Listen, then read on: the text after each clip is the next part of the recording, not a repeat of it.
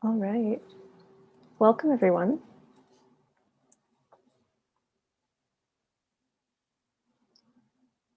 Thank you so much for attending our artist talk tonight, featuring Factory Media Center's February to March Artists in Residence, Jessica Jang and Ron Siu.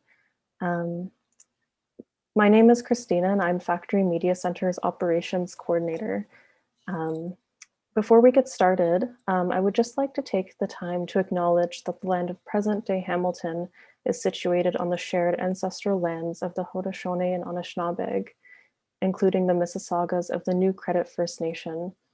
This land is covered with the Dish with One Spoon Wampum Belt Covenant, which was an agreement between the Haudenosaunee and Anishinaabe to peacefully share and care for the resources around the Great Lakes and preserve them for years to come.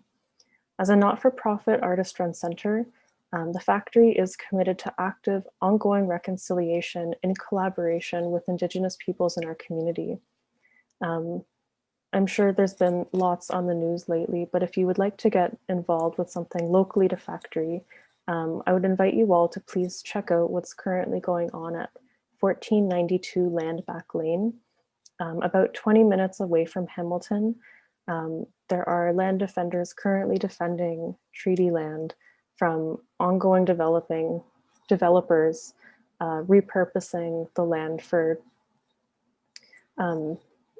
alternate means. So the land defenders are collecting donations to help towards bail funds, and they also occasionally ask for donations of supplies. After I'm done speaking, I'll paste a donation link in the chat if you'd like to check it out and learn more. And it'll also be in the description for the event if you'd like to come back to it later. If you haven't heard of Factory Media Center before, we're a media arts resource in Hamilton, Ontario, and we host exhibitions, screenings, residencies, studio space, and skill development workshops for local artists and independent filmmakers, including anybody interested in digital technology or the intersections between art and technology. And we also provide multimedia equipment to lend out so artists may create artwork as well. This is made possible through our funders, and I would like to thank the Insight Foundation for the Arts, the City of Hamilton, Ontario Arts Council, and Canada Council for the Arts. Additionally, this work would not be possible without the generous contributions of our volunteers and board members. So tonight we have Jessica Rodriguez helping with the live streaming, like usual. Thank you so much, Jessica, for all of your help. And we also have our new gallery assistant, Eli, in the chat. So any questions or comments you may have throughout the duration of tonight's talk, please do write in the chat. And at the end of the presentation, we'll host a Q&A session where we will facilitate questions to the artists. All right, so it is now time for me to introduce the artist for tonight. Jessica Jang is an artist whose practice spans painting, drawing, and sculpture. She received a BSA from Emily Carr University, attended the Chelsea College of Art in London, UK, and holds a BEd from the University of British Columbia, an MFA from the University of Guelph. Jang has exhibited and developed arts-based education across Canada and England and Colombia. And she is based in Toronto.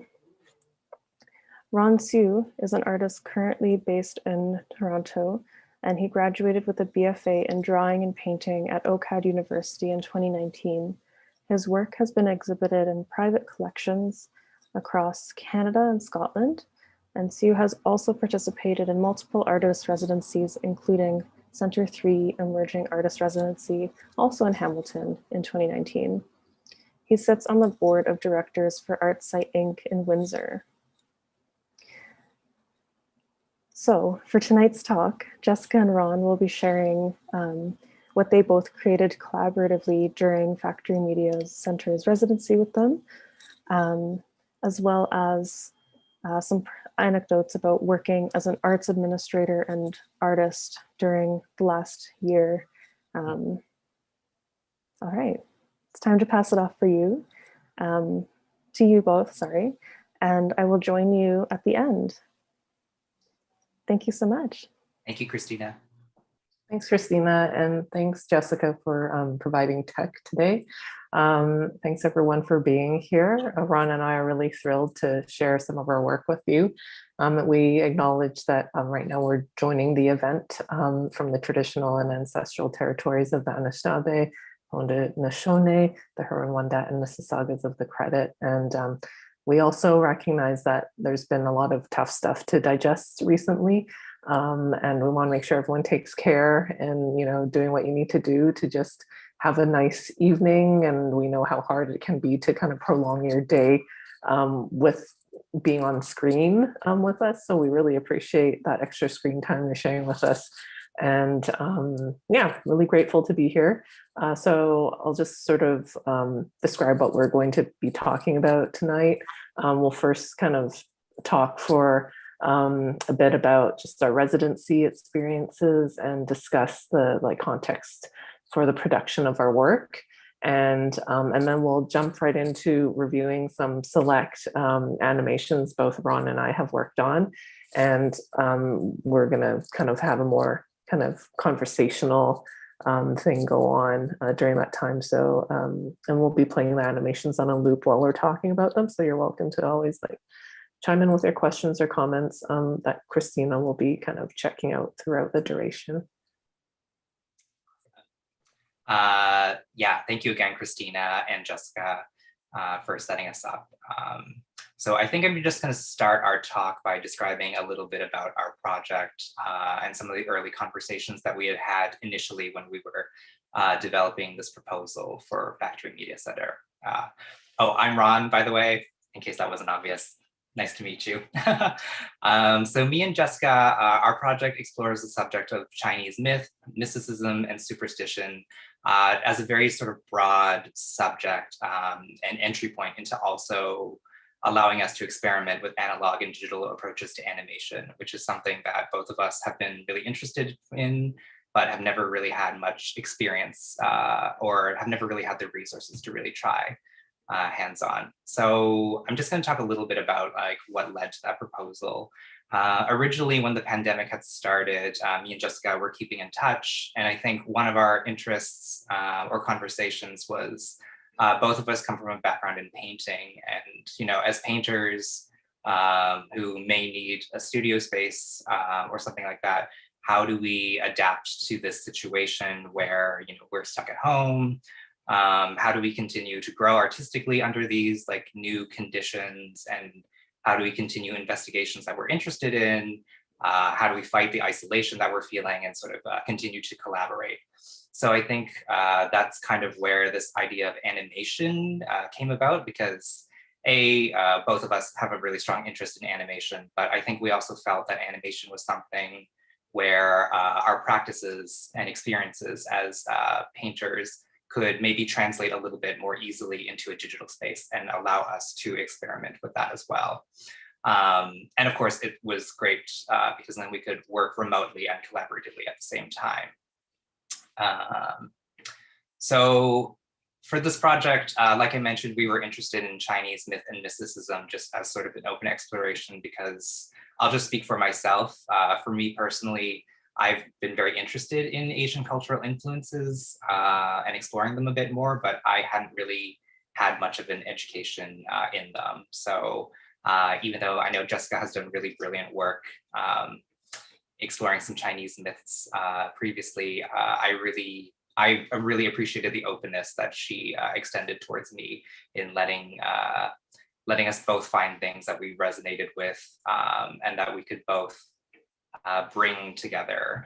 And I think that really led us to loosening up so that we can just focus on loose reinterpretations of myths and stories that we were interested in, as well as collaborative remixing of myths, which opened us up to the idea of how retelling a myth changes, essentially retelling a myth changes it. And in the act of doing so over and over, we start generating our own form of myth making, which draws from both Chinese cultural stories, fascinations, and fantasies, as well as our own personal ones. So that is to say, we had a lot of very interesting places to start from, like from Chinese astrology and constellations to stories of the supernatural from our own family, to Chinese literature. In particular for me, this really brilliant book that Jessica mentioned to me or brought up to me called Strange Tales from a Chinese Studio by Pu Song Ling, which was written in the 1700s. Which is basically just a collection of over 500 or more so stories of Chinese folklore. Yeah, and Jessica's holding it up there. And and just thinking a little bit about the process of collaboration or our desire to collaborate, I think for me, what I was most excited with in collaborating with Jessica is, aside from the fact that I think she's a really amazing artist, I also felt we had overlapping experiences where I felt comfortable going through this process with her. Like, again, I'll speak for myself. In particular, during the pandemic, I was getting a little bit tired of the sort of Western and Eurocentric perspective of my education, which was kind of exasperated a little bit more by the pandemic and the systemic issues that we've been aware of for such a long time, but have just been kind of heightened even more so. So I had wanted to focus a little bit on canons outside of Western art history and, you know, stories and influences outside of that canon. But I never really felt like I had the right person who I could safely do those things with. And I think Jessica, just as a really brilliant painter and somebody with a similar education, she was just, I was just very fortunate to be able to work with Jessica. Oh, thanks, Ron. That's really sweet to hear. And I think like everything you said sort of encapsulates, I think, very much like a mutual kind of agreement. Well, I think what was really lovely about working with Ron was being offered an opportunity to collaborate with another person, yeah, during an isolating period. And of course, for us both to kind of delve into our our Chinese heritage, like our sort of like our shared experiences being Chinese settlers here on this land, and trying to navigate our own kind of connections to our familial history. And Ron and I, and kind of talking about preparing for this talk, we talked about, what we learned from each other. And it was really interesting how, I suppose, whereas I guess I was able to provide some resources in terms of like text or literature, Ron actually made me think more about, some of the stories, the sort of gossip, the things that kind of live in the intangible places that they do, and just passing conversation or growing up and kind of watching family members and like kind of eavesdropping on like superstitions or like questionable stories or memories or things like that. So I thought that was a really great place for cultivating ideas for these animations too. And I wanted to comment that, Ron's got this really, I love the animation that's happening. I'm not as tech savvy, didn't come out of the residency as tech savvy as Ron, but that's a good one. And that's like, that was one of the initial, I think, animations that we were kind of playing with, or during that time period when we were trying to figure things out. Yeah, I will do what my bed is in the background, so I will just do what I can to have a nice Zoom background. Okay, so I think next we're going to talk a little bit more about some of the conditions around the art production, and how we're going to structure it as me and Jessica will kind of like pass questions as prompts, and then we'll respond to them from there. So, so Jessica, could you describe a little bit about the working environment for your art production, What does it look like and what does it feel like? Yeah, so during the course of our residency actually was in February, by the way, and it was for the month of February. But we kind of Ron and I decided, because animation was um, such a long ongoing process, we FMC kindly allowed us to continue borrowing some of the resources to work at it at our own pace. So I'm working from home. I've had sort of like a shared, like, studio corner, like in my living room for most of for the residency. Like it's very simple. It's just sort of a table with like various like internet connected devices sitting on it.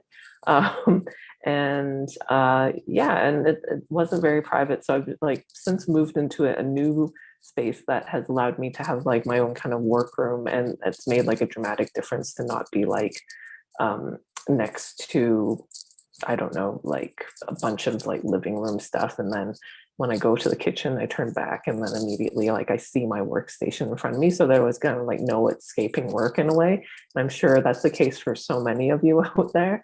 Yeah, and I've been working until recently, like full time, also from the same desk too. So there was no sort of very no kind of division between art production time and kind of working hours time. Yeah, what has it been like for you, Ron? Is it a similar setup? Oh, Sorry, I was on mute. Yeah, pretty much what Jessica mentioned. It's been very similar.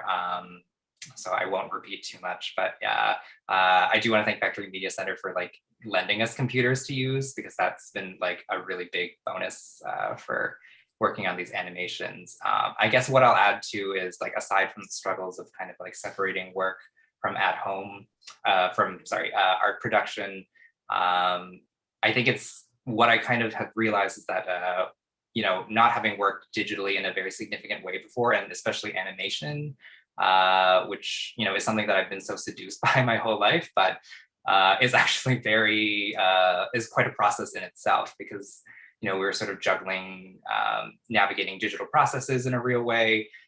For me, thinking in a time-based and storytelling way for kind of the first time. My interest, but kind of newness to the subject, as well as like ultimately like my own patience with like the labor that goes into animation. It's a very rewarding process, but it was there was a bit of a curve, shall we say, going into it. Yeah. So maybe we'll go into like, what have the conditions for the remote residency been like for you, Jessica? Yeah, I have to admit that it's been a lot more challenging than I expected, just because of what I had described earlier, which is the very thin kind of delineation between like work and work, like Jessica outside of like artistic life work, and then my personal practice. So it was just the amount of screen time, I think, spent made it very tricky for me, someone who's not used to, I guess, like creating work in a dedicated way on a screen. To spend the whole day on a screen was super taxing, and and I think that by giving myself permission to take those needed breaks, so that I don't go blind, essentially, it slowed down the process tremendously of animating, because of course, I do have a bit of, I have dabbled a lot in the past with animation, mostly classical animation and stop motion. So, but not so much kind of like creating, I guess, like more like digital images like on a computer. So yeah, I'm just not used to that kind of level of commitment to screen time. And it was like, yeah, just learning new things in addition to screen fatigue made it super tricky. Yeah, and just to add to that, I think my experience is kind of similar too. I think it's very interesting when there's not much space between like both the actual space where you're making art and working, but also like the tools that you're using are essentially very similar.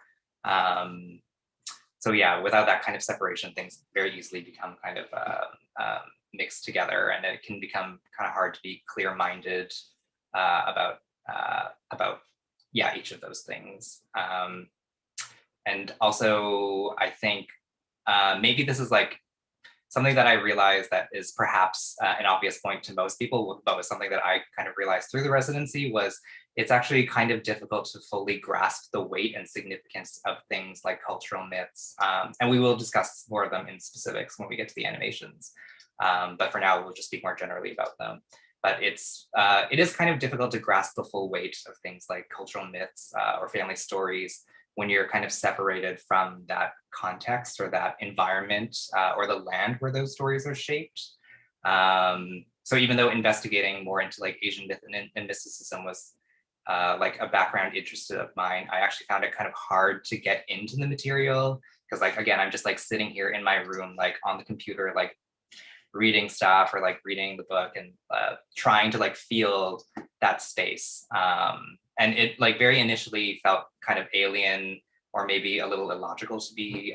And I was like kind of frustrated with myself for feeling that way until I remembered that, you know, most myths and stories that we really respond to, I think we kind of feel almost like a skin in the sense that we feel it physically, spiritually, and emotionally. And it's a lot harder to do those things when you're removed from that immediate connection or from the environment that those things are informed by.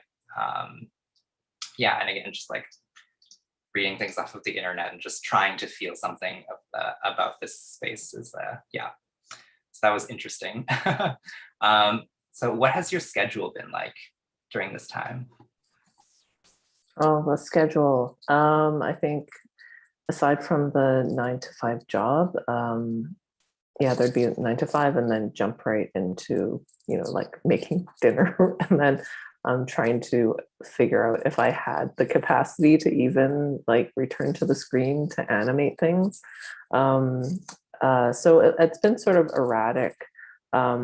Also, you know, there's other kind of life things that came into play, health related things that then, you know, really required me to slow down a lot more and take some much longer pauses, more than I wanted to, from the actual process of animating. And so the schedule, I think, was, in some ways it was very like regular, sort of the day-to-day, but the actual schedule for making was a lot more all over the place just because there seemed like there was less time to be able to kind of you know, like kind of isolate that energy and like apply it to just like making as many frames as possible. How was it for you? Sorry, I was on mute. Yeah, I think that whole making many frames is really speaks to it. For me, it was also a lot of like start, stop, because there were so many like processes that I was trying to kind of get adapted to. I would say it was a very like non-linear growth because like I would get really excited by something I was like starting and like very excited by like the possibilities of the digital medium, which like I had never really played too much with before. But then inevitably, like I would like reach a point where my inexperience kind of went over that, and then yeah, just kind of sort of backed me into a corner. So it was a lot of like start, stopping. But then I think I eventually kind of found a way of animating that I feel like fit a lot better and had a lot less frustration. So Yeah, I think we talked about this a lot, and we each had like some amount of like guilt and pressure in trying to be able to do something in such like a kind of in a quick way, because I think we're both sort of, we respond, well, maybe we talk about pace in terms of our own kind of respective painting practices. And I like to work really quickly. I think Ron takes a lot, just works at a different sort of time frame than I do with his paintings. And there's so much richness and layers and a lot of, yeah, like there's an accumulation of a lot of things happening on like kind of one surface, but it just, yeah, totally kind of operates on a different level. So I guess like I'd like to know what were some additional challenges working from home that maybe we didn't really touch upon that might be more related to the particular line of work that you do, because we have talked about it. I think that you know, we're both arts workers, and we talked about the struggle of what it means to be an arts worker versus, you know, visual artist. Yeah, can you speak to that? Yeah, well, before I start, I think maybe we should clarify a little bit about what we mean by arts workers. I'm sorry, there's a dog barking in the background. I'm sorry if you can hear it.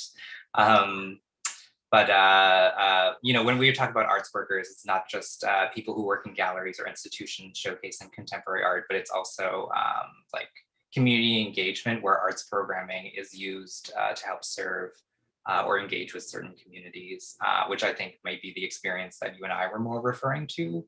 And I'm really excited. I'm actually pretty fascinated to hear what your thoughts about this are. I think when I was thinking about this, deep down, I think what I really wanted to acknowledge was that, you know, we're just working in a time where we're feeling, you know, kind of vulnerable, and there's so much pain being rightfully expressed by communities that we're part of, but also other communities that we hold solidarity for. And who, you know, it feels like sometimes the world is asking us to show up in ways that art making, while, you know, is a wonderful, amazing blessing and an amazing process, isn't always necessarily the immediate action that satisfies the desire that that we may have to show up for other folks. Like for me personally, art making tends to be more inward and reflective and digestive, which I like and understand that's other people work in different ways, but as opposed to the more like outward person-to-person support that I feel like maybe we were needing in this kind of time. So I think it's been kind of challenging to navigate those conflicting desires, and also challenging to navigate the kind of energy and sort of energy that we have to give to both of these things. Yeah, because they're both just so important. But I'd be curious to hear your thoughts. Yeah, I mean, I think you really put it so eloquently in terms of like, you know, I think for many people who can you know, empathize with working at a nonprofit arts organization or in a community space, maybe even volunteering, you know, just working with community is something that is such an important, enriching experience to have, especially during such a turbulent period of time that we've been facing. And so I think I really was trying to like reconcile what it means to you know, spend a big chunk of the day, you know, thinking about community and thinking about, you know, what we do as individuals, informed by the arts, like artists, like what we can bring from our kind of respective experiences into a space of sharing, and how to, you know, check in with others and support, you know, people that we care about and communities we care about. But again, it's like, yeah, but there's a huge contrast between that and then, you know, our own roles as, you know, the lone artist, like at home, making our you know, individual works. And so I think during such a difficult time, for me personally, I've just wanted to spend more of that energy in something that had a more collective spirit, and that made it a little harder to find the reserves to then focus on actually, like, you know, some of the animations, like some of the, you know, all the things we had like sort of put a lot of hopes and dreams and proposals into. I think that both of us like went into the residency being like, yes, we are going to be so productive and like really have a firm schedule. You know, it's totally doable after, you know, 8 hours of work to just like have dinner and then continue animating for like 3 hours, like whatever, no problem. and, and it just didn't work out that way because you know, we're squishy feely people who have other things we need to kind of process too throughout the day. So I thought that it was really nice to be able to have, you know, like a collaborator to share these experiences with, where we could be like, I'm sorry, like, you know, I mean, what was great was working with Ron, working with another artist who also is like, you know, such a, you know, who's also like very caring and considerate, is that we could help hold ourselves accountable to each other, but in a way where we can also like give each other space and be like, no, it's okay. Like, I totally understand that you didn't get to this like by this week. I feel the same thing. I've had the same thing happen, you know, with some like deadlines or schedules or things that came up that then caused some shift in our, you know, our personal deadlines for ourselves for the animation project. But I think that maybe we'll leave it there for now. And we'd really like to share some of our animations with you. So yeah, we'll jump into that bit. Oh yeah, and of course, like throughout all of this, like our time in February and throughout all the sort of things we've experienced, Christina and FMC have been so great at just acknowledging, you know, these very real life things that do kind of come into play, and they've given us a lot of space and generosity and being able to take our time with us. So we thank you for that. All right, so yeah, let's jump Ron, we're gonna see some of your stuff now. Yeah, time flies. Ooh, so let's jump in. Okay. So I'm just gonna play this animation on loop, and then I'll speak a little bit about kind of the process behind it, and then I think Jessica has a few questions, and yeah, we'll have a little bit of a dialogue from there.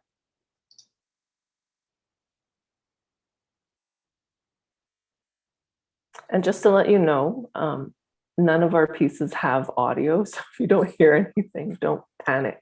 Yeah, your screen's not busted. Yeah, we just have not looked into the sort of the audio component yet. Okay, so as this plays on a loop, I'll just, do you want to tell us a bit about it? Like, do you have just a working title or an actual title? Maybe you can show the story. Sorry, I'm just going to stop sharing for a moment because I think I was sharing the wrong screen. So I'm just putting it up again. Yeah,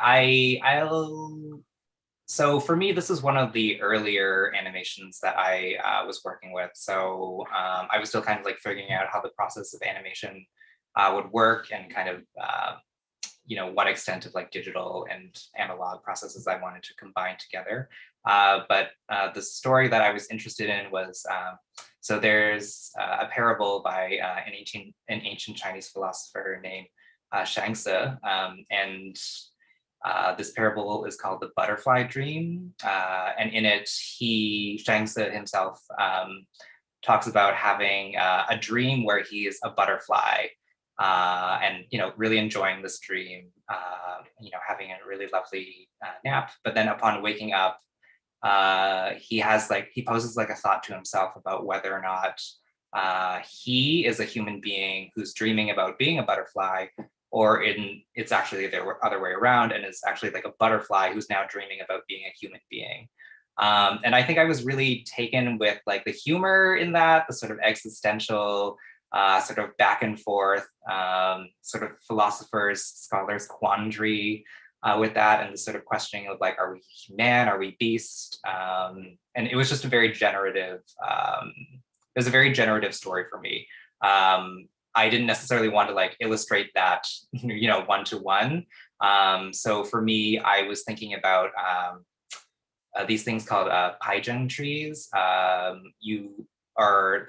very similar to bonsai trees. So they're basically like little trees that like scholars or philosophers will kind of like look at and contemplate life about, contemplate nature.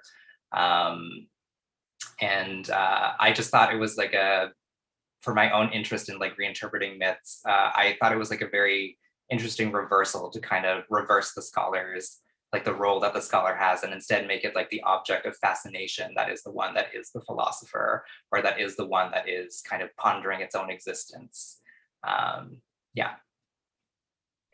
That's great. There's so many rich things happening here. I just wanted, I realized that we didn't sort of explain maybe to our guests tonight exactly like what we were making, or what maybe some of our intentions were at the beginning of the residency. But originally we were hoping to do a lot more kind of cross-pollination between our animations, where we would each kind of start with some sort of animated vignette and then trade off, and then continue animating on like the other person's work.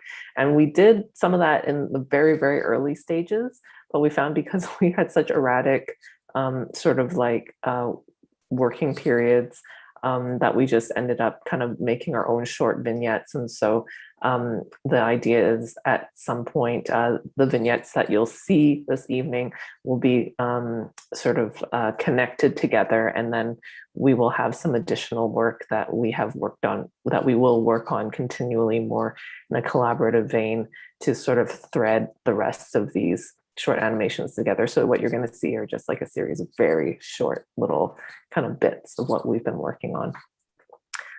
But okay, so thanks for sharing the story, Ron. I think that there's so many questions that comes out of this, but so little time. So can you talk about maybe like how you developed the imagery for the scene? So like instead of, you know, rendering the scholar in an obvious way, like why did you choose to represent the scholar as this sort of like bog man, this sort of, you know, like sort of nursing log type pulsating form on the ground? Yeah, I mean, I think for me, this was like the beginning of where I was like thinking more about storytelling and kind of animation shorthand, which was like a device that I was thinking about. It's just animation shorthand is just where like animators, you know, have their own vocabulary so that they don't have to animate everything.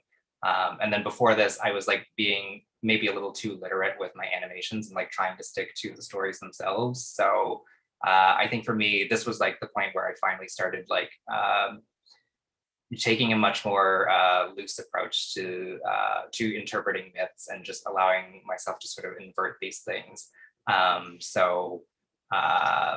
Yeah, I had just been really interested in kind of the scholar figure, and kind of playing around with inverting that role, because like scholars are such a protagonist in so many stories, and I really wanted to just kind of like I guess twist that role. So anyway. That's great. And I know that we're going to talk more about the scholar too. And I just thought it was really exciting that you find the scholar to be an interesting kind of protagonist to you know, base your animations on. So, yeah. Great. So now I think I'm going to pass it over to Jessica to share one of her animations as well. Yep. Just hang on a second. I'm going to share my screen, and we're going to watch this here. Is that showing up okay? Mm-hmm. Okay, great. I'll just make sure that this is into screen.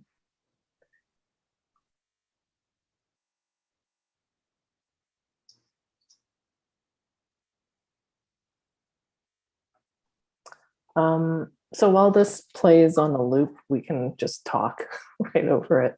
Mm-hmm.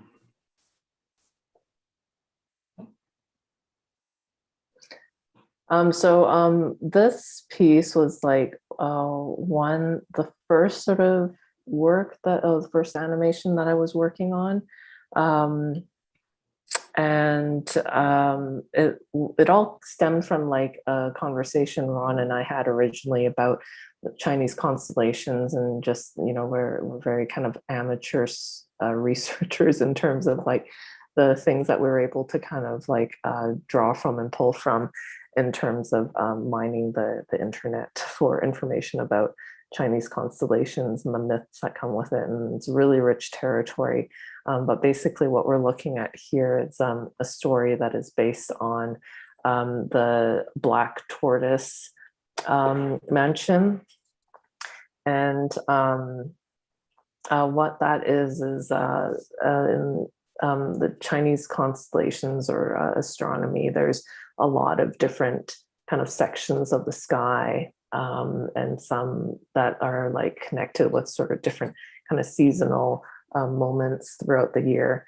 And so the Black Tortoise Mansion it's the area of what we know as like the northern winter sky, and that would have been the period of time that when we were kind of making this in February. So it's often the tortoise is often entangled with a snake, and they're kind of seen as being allied symbols of longevity.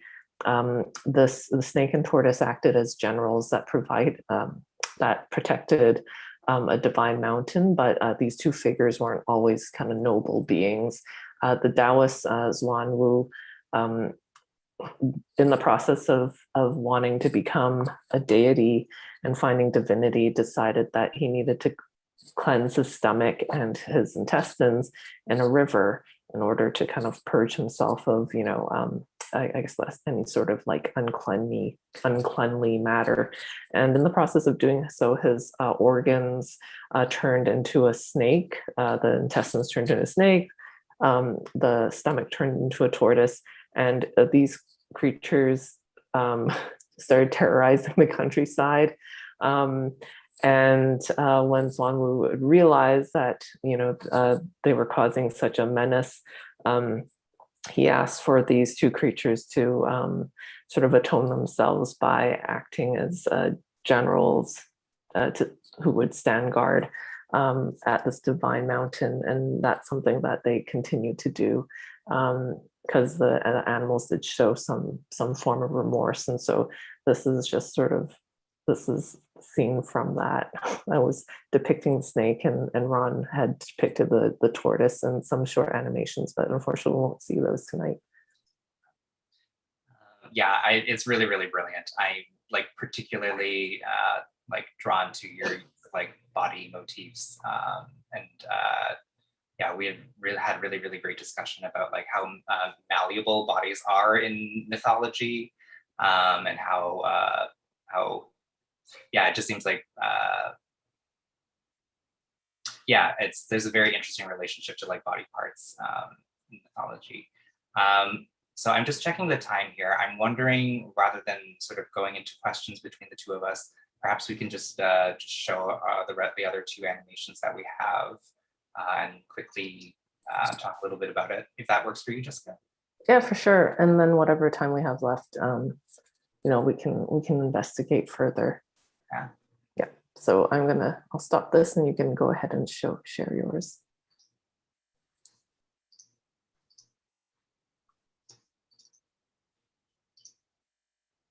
Sorry, so I'll play it once, and then I'll talk about the animation a little bit more.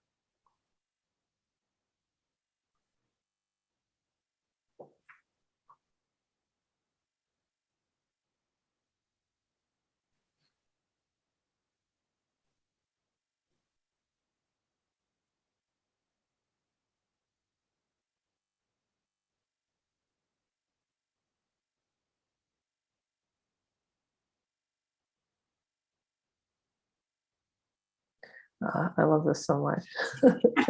I just love the panic look on those birds, and the verticality of these arms coming down and grasping at these two dainty, kind of ambiguous bones from the ground. Yeah, it's kind of a silly one. I think at this point I was like very okay with just like having a lot more fun with the animations and just really taking things into my own or really reinterpreting the myths in my own way. So in this one, I was thinking about a story where a man kind of raises these chickens. And I cannot remember if he teaches one of the roosters to talk or if the rooster just already had this natural gift to talk. But basically he takes the rooster and he has, philosophical debates every single day with this rooster, and then eventually becomes like a great genius, um, wise man because of that. And thinking a little bit more about my like interest in like the scholar as like a fictional character and just how much importance scholars have in Chinese cultural history, like I believe scholarly writing and like poetry was considered like a much higher art form than painting. And I was just thinking about that in connection to like my own personal desire to look for moments of like queerness within Chinese mythology, because that's something an ongoing interest of mine. And I had told Jessica that some of the things that I had looked into, I wasn't necessarily satisfied with that kind of with that specific representation. So when I came across like the character of the scholar, I thought like this is such a great character that's like built up to be so noble and so wise and like holds such a high place. It would be such a great queering. It would be such a great character to just sort of queer. There's so much like self-exaggeration and the sense of like grand presentation behind that pursuit of knowledge.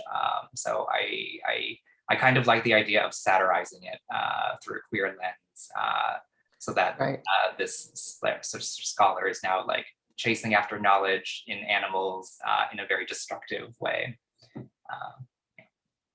Yeah, I thought that was really interesting to place that queer lens upon the scholar in particular, because I think from many of the myths I read, the scholar takes on the positionality of someone who is perhaps even like asexual or kind of like neutered, sort of. They're just sort of like a person who has some very like fixed objectives in the world, and it's always in like this like dogged pursuit for education and like for learning or teaching. But it was interesting talking with you about how that act is a type of kind of performativity, and I think that performativity is what kind of perhaps threaded to this idea of queerness. But anyway, I wanted to. So you talked a bit about shorthand before, and I was wondering, in terms of this specific animation, what are some of the visual signifiers that you're using as your shorthand? Because we're seeing, elements of, sort of like kind of light, fluttery bits of like vibrance, and then we have these rainbow arms coming down in the second animation. So could you talk about that for like a minute? Yeah, I mean, I think like the notion of like a rainbow and sort of chasing after a rainbow, I just had thought was like a very great metaphor for like this chase after knowledge. And then it just so happened, like I didn't plan it that way, but it, of course, like a rainbow is also like one of the most recognizable signifiers for queerness. So yeah, happy accident there. Yeah, but yeah, I'd like to pass it over to you. Okay, hot potato. So we're gonna watch another one here. That is, yeah, it's a little bit different than the previous one.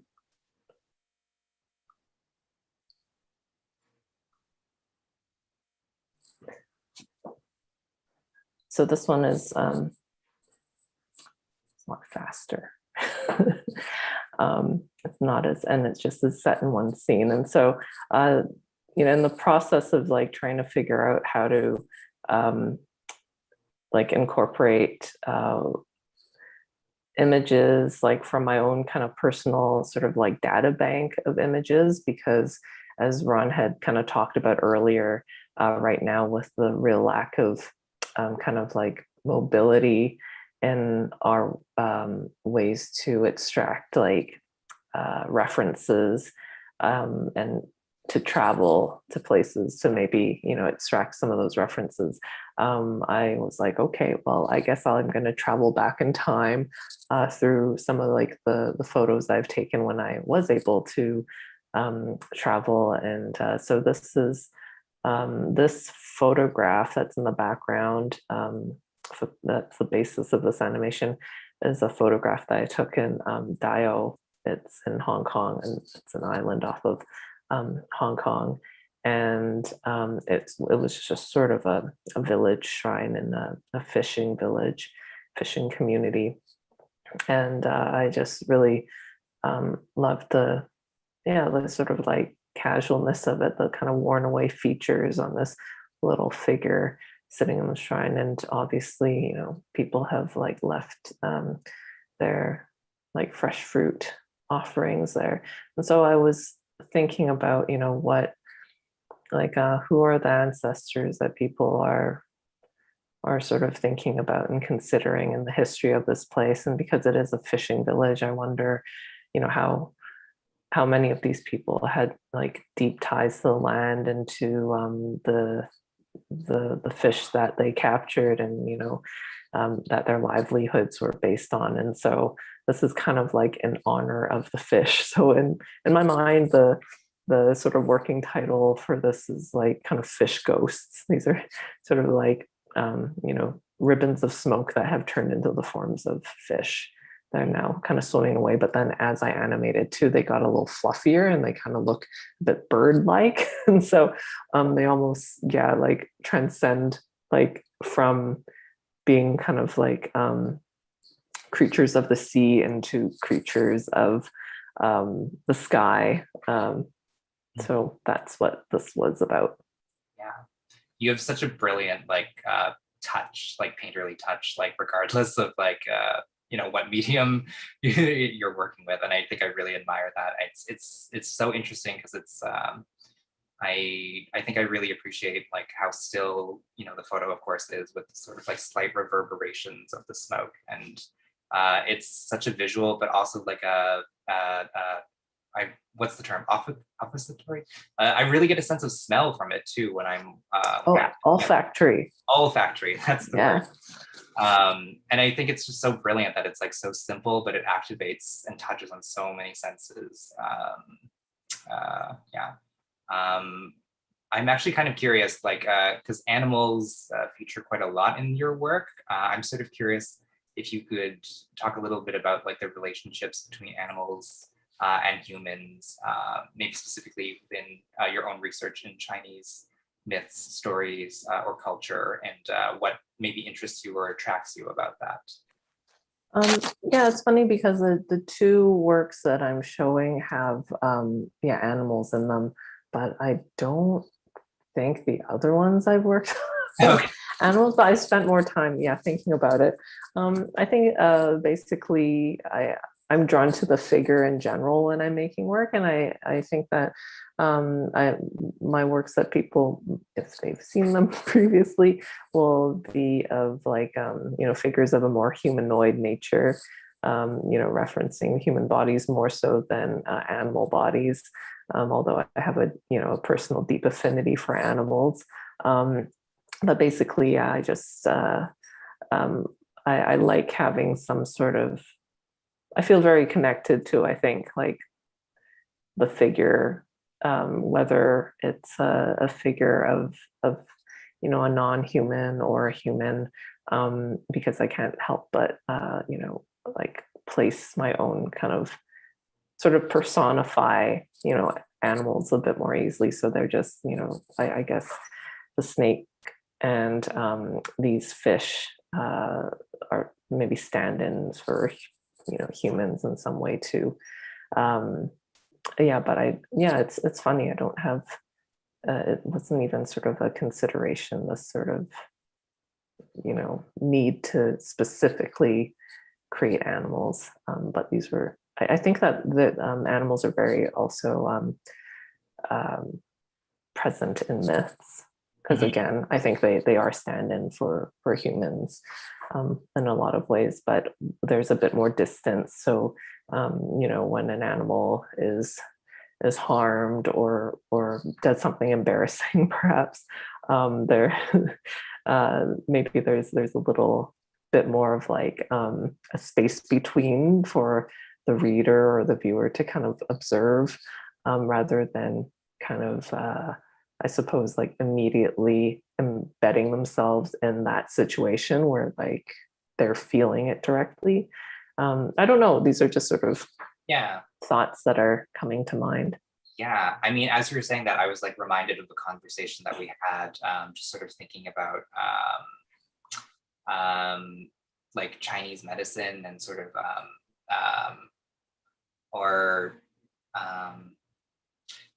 I don't know. I remember we had a conversation where we were talking about like oh gosh, like the relationships between humans and animals. I feel like in a lot of Chinese myths is so like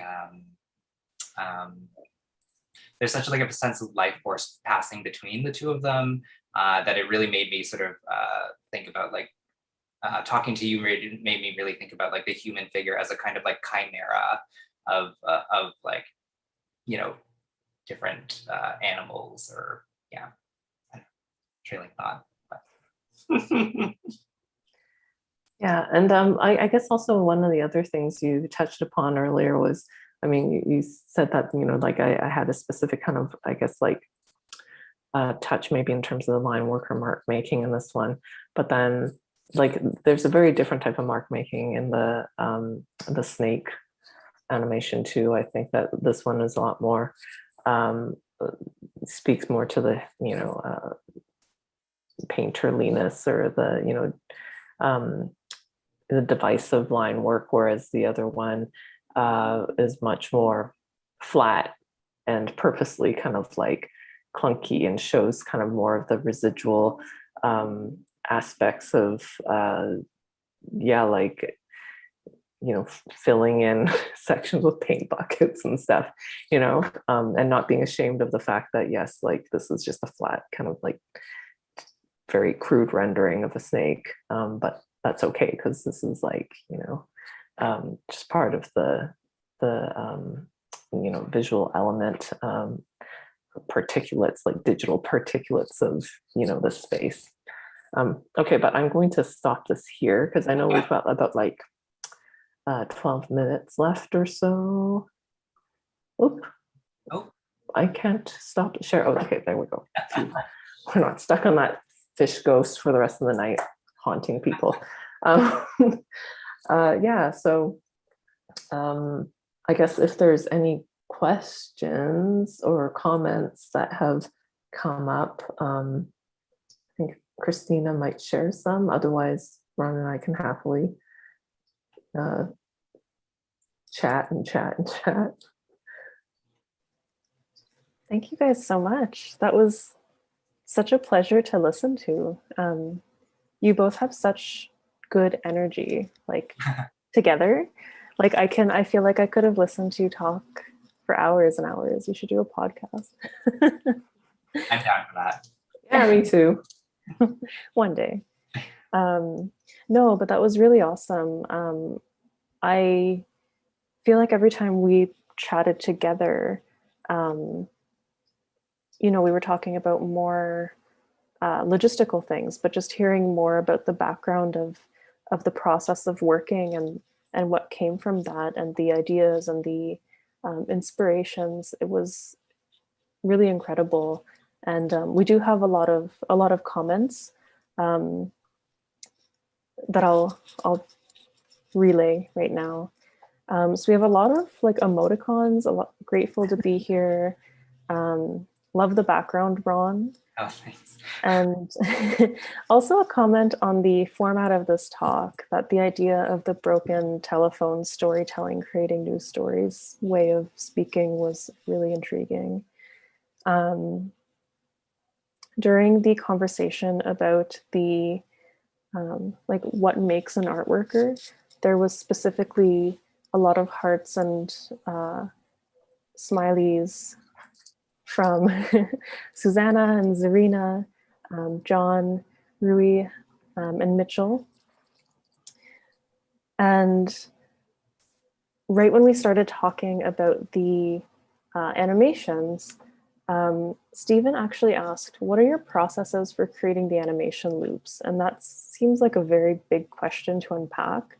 But I'm also a little bit curious about that because your background, Ron, was one of the first that I had seen you make. And what we saw was it's so seamless that I can't guess what went into making them. And the one with the birds and the snake, like it's incredible how detailed these are. And if you're open to sharing, I would really like to hear that. Yeah, thank you. That means a lot to me because, again, working in animation was something kind of new to me. I guess in terms of like the actual process, it was like a lot of like watercolor painting and like scanning those things into the computer and then working in Photoshop and After Effects afterwards to like do the animation portions themselves. Like I had mentioned during the talk that I, was pretty interested in like getting better at my digital skills. And pretty quickly I got pretty overwhelmed by just like the amount of layers, like keyframes, like filter effects, like all of these things. So I got kind of like just kind of overwhelmed by that. So I just sort of decided that even though it's a lot of labor, like hand painting things actually works better for me because then I don't have to sort of like sit through the navigation of Photoshop, like through the whole thing. So I just have to make that trade-off and like accept the labor of scanning a million drawings into into the computer. And I think that's also why I've sort of focused so much on like loops, because animation is there's so much labor, especially if you're doing a lot of dynamic movements, very very interesting compositions, or if you're really trying to tell like a whole story. And because I just decided that working this way, where I was just hand painting a lot of the frames, was the best for me. I just had to limit my I had to let the medium speak more to my imagination than just what I was thinking about. So, and just kind of let that play into it more. So I think looping seemed like a kind of natural visual element that I don't know, it just seemed to, it worked perfectly with the fact that I couldn't like, paint an animation for like a massive like battle scene or something like that, while still kind of conveying a lot. So, yeah. It's funny, Stephen, that you asked about the looping because that wasn't a thought that crossed my mind. I decided to loop my animations for the sake of this talk so people could watch these very short snippets over and over. Although maybe, there, as a big animation fan, perhaps that was just sort of a device that found its way into my brain. But yeah, in terms of the process, Ron and I took very different sort of routes. I'm a lot more I'm someone who's just kind of in the process of making very relaxed, very little planning goes into it. I just kind of directly just see where something will take me. And I know that, with the time commitment, constraints, and with my own kind of limitations in my skill set and knowledge, I was like, okay, well, what do I know and how can I just do this efficiently and also frugally? So I was like, Ron, you're using watercolor paper, doing these frames. You're gonna just empty your bank buying this paper and ink. So I was committed to figuring out how to, scan in the painterly, backgrounds and images and kind of those portions. And then, just committing to drawing in the program itself, and being okay with the flatness of some aspects of the creatures, like you said, the snake, but then, trying something a little bit more, with a bit more kind of flourish and a more delicate touch with the fish ghosts. which by the way works like so. I love that point about like the flatness, because that was something that I noticed and just didn't want to necessarily deal with. Like the digital flatness and depth is quite different than like depth and flatness in painting. So I really appreciated that you were able to kind of like work with that, whereas I was just constantly like, bah. Well, I think because like I really appreciate just working with the idiosyncrasies with whatever medium I'm working with, and I know that the idiosyncrasies come with like my own skill limitations, and so I'm like, okay, this is what it is. Yeah. Thank you. That leads really nicely into the next round of comments. A lot of positive reviews of the head turning of the snake, specifically from Stephen, Rui, and Evan. Mitchell as well says very beautiful. And I was going to comment the same thing until so many people did as well, that the head turn was really intriguing. It was awesome to watch. Every time it looped, I was excited to see That's so funny because it's like that's where the pause was. I was like, damn it, I gotta make the snake like turn and look at us. Like, I'm gonna put this on hold for a few weeks and then come back to it. So that's thank you everyone for your kind comments on the head turning. Yeah, I love that part too. Again, it's like I loved how you use the flatness like so well, and it's like I had mentioned, like it just looks like a mask that's like running at you, which is amazing. Rui also said, I love how layered this is. I believe about Ron's bird one, but they were all very layered. And I think that's what led to the confusion of how it was made, for me anyways, because there was so much going on all the time. I couldn't tell what was digital and what was analog. And I mean, these programs are getting very good at,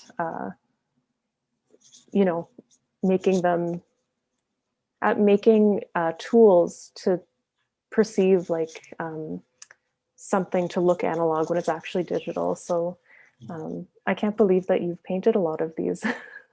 Yeah, and I should mention too that in that one particularly, most of it is like hand painted or drawn, but there is like a digital element too, like the rainbow hue shifting person. I didn't like sit there and paint, Right. every gamut of the rainbow, but get your airbrush out. Yeah, yeah. I fortunately copy paper takes watercolor kind of okay if you're doing like one color line drawing. Just like pro tip if anybody's thinking about it.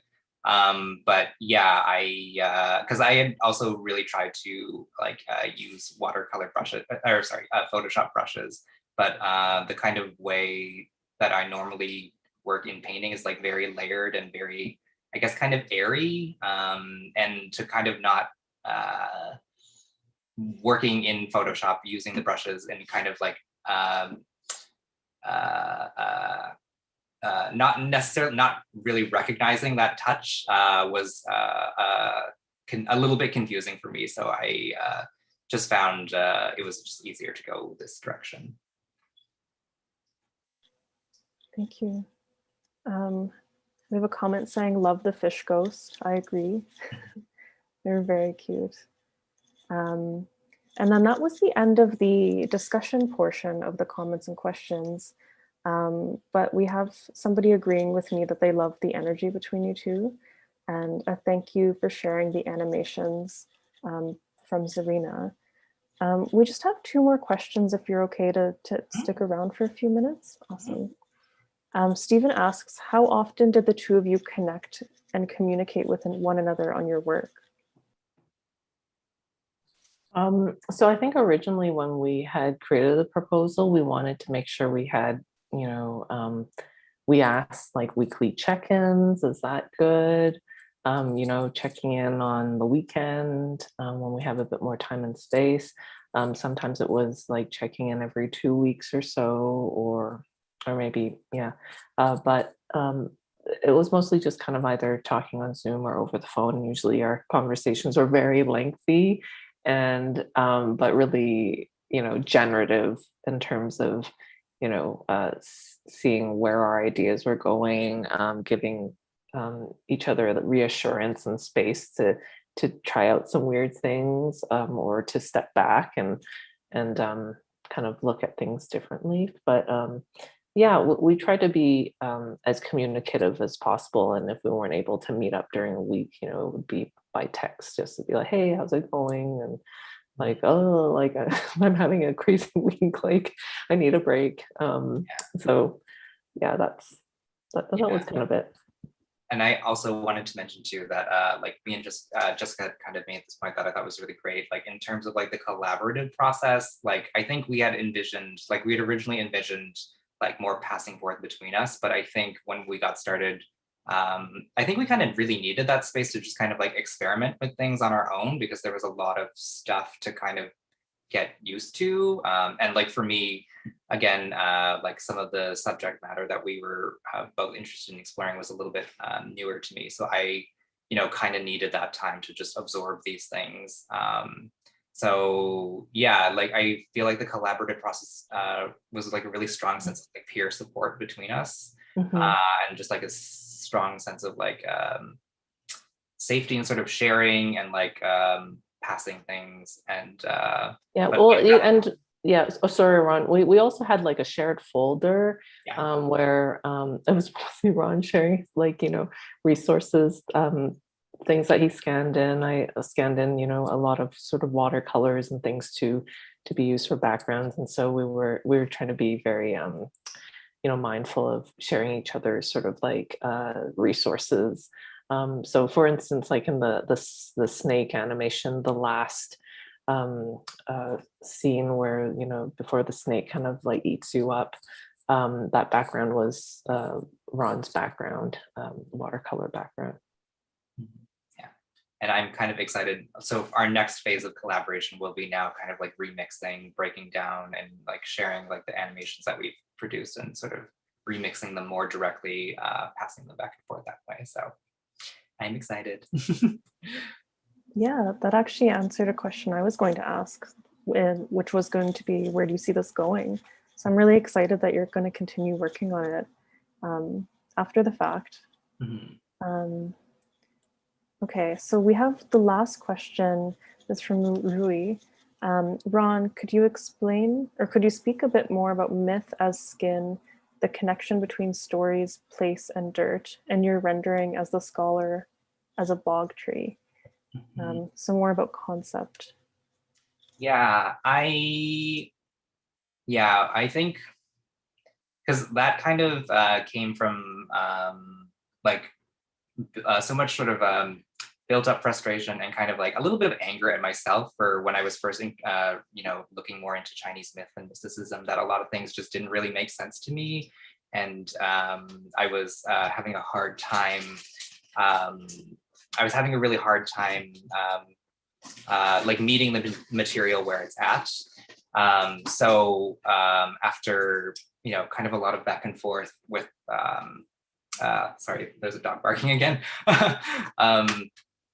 Yeah, after a lot of back and forth and like conversations with a lot of really great friends who really helped contextualize those feelings, like including Jessica, I just kind of realized like, oh yeah, like myth is so much, they are stories, they're entertaining stories, but they're also like, they're part of culture, they're products of culture, they're products of places, they're informed by so many more things than just like one's imagination. So there's so much more that goes into it than just thinking up an interesting story. It's really so tied to like a connection to a place and connection to people.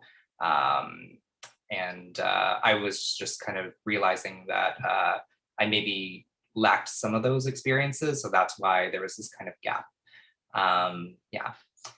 And the rendering of the scholar as the bog tree, I was just very interested in like Qing trees, which are basically very similar to bonsai trees, and those being like objects of scholarly like study and like obsession and fascination. And then just like in my kind of wanting to satirize the figure of the scholar, just reversing it and kind of letting the object of fascination be the one who is the one like engaged in like deep thinking and sort of deep, important self-questioning thought.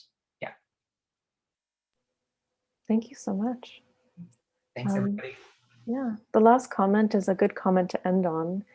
Paulina says, such a great work. Happy to have heard about the context of how the time and type of residency had impacted the creation of the works. Paulina, thank you everybody for the contributors as well as Jessica and Ron. This was such a wonderful evening. Do we have any parting words, you two? Oh, parting words. Sorry. I'm the worst at So am I. I just like all these cliches pop up in my head, but I would dare not speak any of them. No, I just like, we're very grateful for FMC for hosting this event and for hosting our residency and continuing to be supportive outside of our residency month and, you know, providing, you know, like resources and this talk. And thank you so much for people who are joining us tonight. Really grateful for the very kind comments and questions. Yeah. Pretty much same as well. Thank you everybody who tuned into this talk. It's really, really awesome to like share this time and digital space with you. And of course, thank you, Christina, so much for you know, giving us this opportunity and being so generous in letting us kind of meander our way through the process, because I think that really helped us come to understanding of where we were going. And yeah, just thank you as an arts worker, you know, helping support artists during such a tough time. Yeah, like that support is so valued, and so me and Jessica both understand that that, you know, to provide support for somebody is in their project is work in itself, and we just really, really appreciate it. Thank you, you two. That's so sweet.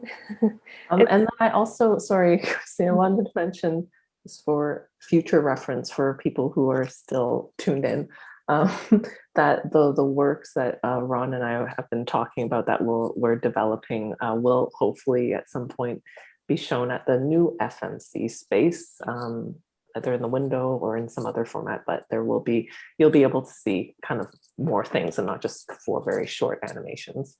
Definitely, we can't wait. Thank you again. And just to go back on the thank you train, Factory would not be able to do this without our amazing live stream tech, Jessica, who is the brains behind all of these operations. So the silent controller behind the scenes making this all happen. Thank you so much, Jessica. We have a lot of thank yous from Megan, Evan, James, or not James rather, is the screen name, Mitchell, Stephen, Rochelle, Rui, and the Creative Art and Being are all saying thank you for the wonderful talk, and you have such great work. So we have a lot of love and support in the chat, and I think we all feel that love and support, and we'll take this energy and use it to create more, right? Awesome. Thank Awesome. you, everybody. Thanks, everybody. Until next time, goodbye for now. Have a good night. Take care.